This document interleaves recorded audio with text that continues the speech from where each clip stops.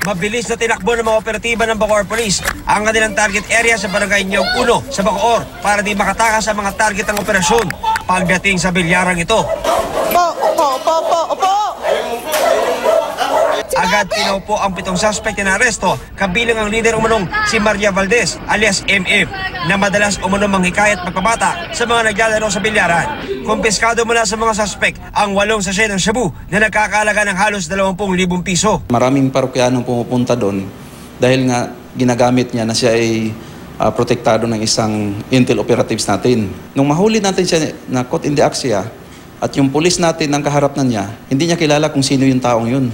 Hindi niya kilala yung pulis niyon. Hindi niya alam na yung pulis na yun na yung kinakausap niya. Tikom ang bibig ng mga nahuli na wala umunong kinalaman sa pagbebenta ng droga. Pero sa surveillance na ito ng Bacoor Police, kita ang aktwal na pagkatarya at pagbatak ng ilan sa mga suspect na kalapit lang sa bilyaran. Isa yan sa ating mga tinututukan talaga yung Bacoor dahil alam naman natin na talamak dyan ang gamitan o pagtutulak ng illegal na droga. John Consulta, nakatutok, 24 oras.